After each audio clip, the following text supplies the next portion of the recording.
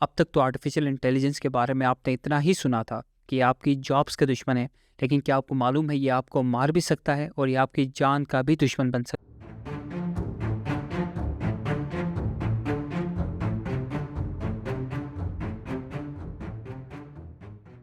Artificial intelligence train database के models न सिर्फ सर्वेलेंस सिस्टम्स और नेटवर्क्स के थ्रू आपको ट्रैक कर सकते हैं, बल्कि आपकी पिन पॉइंट लोकेशन और फिर आपको आइडेंटिफाई करके ऑटोनमस जी हाँ ऑटोनमस वेपन सिस्टम के थ्रू आपको हिट भी कर सकते हैं। हालिया दिनों में अमेरिका और इसराइल की ईरान के खिलाफ जो जारहियत थी, उसमें बड़ी ही शॉकिंग किस्म की और unprecedented use of artificial intelligence सामने आई, जो कि निहायत हैरानकुन थी। अमेरिकन गवर्नमेंट और अमेरिकन मिलिट्री ने एंथ्रोप नामी एक आर्टिफिशियल इंटेलिजेंस कंपनी से एक मॉडल बनवाया जिसका नाम था क्लाउड एआई, जो कि ऑलमोस्ट हम सभी यूज़ कर रहे होते हैं। और उस क्लाउड एआई ने first initial 1000+ military targets with in Iran select किए, और इस आइडेंटिफिकेशन की बेसिस पे अमेरिकन जो फोर्सेस थी उन्होंने 900+ मिलिट्री साइट्स को निशाना बनाया विद इन ईरान। और वाशिंगटन पोस्ट की रिपोर्ट्स के मुताबिक जो इनिशियल डेज में अयतुल्ला खामनेई के जो कंपाउंड को निशाना बनाया गया था, वो भी इस आर्टिफिशियल इंटेलिजेंस मॉडल ने ही आइडेंटिफाई किया हुआ था। करंटली हम आर्टिफिशियल इंटेलिजेंस के दौर में रह रहे हैं, और जो पुराने जो तौर तरीके थे मिलिट्री इंगेजमेंट्स के, जहाँ पे डजन्स ऑफ कमांडर्स एक मीटिंग में बैठते थे, जहाँ सिविल मिलिट्री लीडरशिप बैठती थी और जहाँ पर इंटेलिजेंस कम्युनिटी बैठती थी, और सब मिलजुल के satellite images, intercepted communications, field reports, intelligence gatherings का जायजा लेते थे। अब यकीनन बहुत से ऐसे लोग होंगे, स्टोरीज और ऐसे सिनेरियोस पे यकीन नहीं, एंड दे वुड से कि ये सारा फिक्शन है and this is kind of a Hollywood movie scene, लेकिन यही हकीकत है और हम इस वक्त आर्टिफिशियल इंटेलिजेंस के दौर में जी रहे हैं। आर्टिफिशियल इंटेलिजेंस के इस रेवोल्यूशनरी दौर में जो एडवांस इकोनॉमीज और जो कॉम्प्लेक्स और सोफिस्टिकेटेड किस्म की जो मिलिट्रीज हैं, वो बेसिकली कर क्या रही हैं, they are integrating satellite imagery, drone footage, radar data, communication interceptors, logistic reports, surveillance cameras, mobile data constantly flow into military command centres. अब इस मैसिव किस्म के और ह्यूज सेट ऑफ डेटा को रियल टाइम में इंसान खुद प्रोसेस नहीं कर पाते, और यहाँ पे आर्टिफिशियल इंटेलिजेंस अपने जौहर दिखाती है। Artificial intelligence thousands and millions of images को स्कैन कर सकती है, पैटर्न्स को आइडेंटिफाई कर सकती है, जो कम्युनिकेशन कोड्स होते हैं उनको ब्रेक कर सकती है, और साथ ही साथ जो मिसाइल और मोबाइल साइट्स हैं उनको आइडेंटिफाई कर सकती है और टारगेट्स को प्रिडिक्ट कर सकती है, और टारगेट की जो प्रायोरिटी है वो सेट कर सकती है, और फिर ऑटोनमस सिस्टम्स के थ्रू, ऑटोनमस वेपन सिस्टम्स के थ्रू इन टारगेट्स को हिट कर सकती है। आर्टिफिशियल इंटेलिजेंस के जो मिलिट्री यूज़ है वो किस कदर लीथल हो सकता है, इसकी हम कुछ प्रैक्टिकल मैनिफेस्टेशंस देखते हैं। गजा वॉर में इसराइल ने लेवेंडर नाम का एक आर्टिफिशियल इंटेलिजेंस मॉडल बनाया था।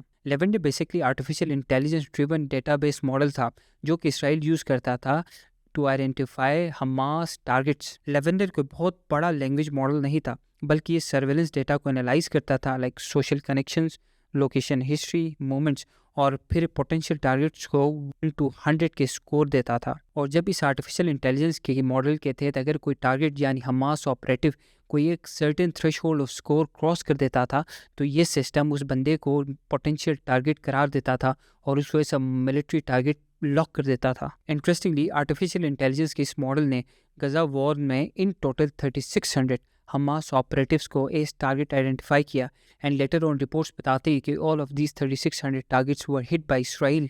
और लेवेंडर एआई हर बार टारगेट को आइडेंटिफाई करते हुए यानी हमास ऑपरेटिव को पोटेंशियल मिलिट्री टारगेट आइडेंटिफाई करते हुए 10% ऑफ द एरर मार्जिन रखता था। You see how dangerous and messy this artificial intelligence is. Now let's take another example of another artificial intelligence model जिसको the Gospel कहा जाता था। Unlike Lavender जो human targets को आइडेंटिफाई करता था, द गॉस्पेल इंफ्रास्ट्रक्चर्स यानी क्रिटिकल इंफ्रास्ट्रक्चर्स कम्युनिकेशन नोड्स को आइडेंटिफाई करता था based on their importance to the enemies, जैसे कि command centres, communication nodes, how weapon storage facilities, missile launchers. ये जो आर्टिफिशियल इंटेलिजेंस की इंटीग्रेशन है into the military command centers, इसके बारे में एक Israeli arm personal, it is a factory that produces targets. America और इसराइल इस वक्त रैपिडली आर्टिफिशियल इंटेलिजेंस को अपने सेंट्रल मिलिट्री कमांड सेंटर्स में इंटीग्रेट कर रहे हैं, और इसकी एक एग्जांपल एंथ्रोप का क्लाउड एआई सिस्टम है एंड प्लांटर का मैवन स्मार्ट सिस्टम है। मैवन स्मार्ट सिस्टम बेसिकली पेंटागन का इंटेलिजेंस प्लेटफॉर्म है। This is Maven Smart System. जो कि क्लासिफाइड डेटा के ह्यूज स्ट्रीम्स में प्रोसेस कर। इसमें फॉलोइंग क्लासिफाइड डेटा इंक्लूड होता है, like satellite images, signal intelligence, surveillance feeds and historical targeting data. फिर क्लाउड आर्टिफिशियल इंटेलिजेंस को इस सिस्टम में इंटीग्रेट करके एक रीजनेबल इंजन के तौर पे यूज़ किया जाता है, यानी मेवन के अंदर जितनी इंटेलिजेंस और क्लासिफाइड डेटा होती है वो प्रोवाइड की जाती है क्लाउड एआई को, सो दैट क्लाउड एआई न सिर्फ उस डेटा को रीड कर सके बल्कि उसकी समरीज बना सके, बेटर सिनेरियो स्टिमुलेट और पॉसिबल टारगेट्स को रिकमेंड। और वाशिंगटन पोस्ट की इस रिपोर्ट के मुताबिक अमेरिका और इसराइल की ईरान पे हमले से बहुत पहले ही क्लाउड एआई के इस सिस्टम ने अमेरिका को 100 ऑफ पोटेंशियल ईरान के अंदर आइडेंटिफाई करके दिए हुए थे और फिर इन टारगेट्स को प्रायोरिटी के लिहाज से रैंक भी किया हुआ था, यानी कौन सा टारगेट कितना इंपॉर्टेंट है और किस टारगेट को की ज़रूरत पेश आ सकती है। However, इन तमाम टेक्स के बाद और आर्टिफिशियल इंटेलिजेंस को वेपनाइज करने के बाद जो एंथ्रोप कंपनी है उसकी अमेरिकन गवर्नमेंट के साथ बड़ी डिसएग्रीमेंट्स सामने आई हैं। And interestingly American foreign government ने एंथ्रोप पर पाबंद, आप लोग पूछेंगे कि पाबंदी किस चीज़ की, जबकि American federal government, American military और एंथ्रोप का क्लाउड एआई दोनों इन सिंक में काम कर रहे थे और मास सर्वेलेंस और ऑटोनमस वेपन सिस्टम को डेवलप किया जा रहा था। हाउएवर राइट आफ्टर जब अमेरिकन गवर्नमेंट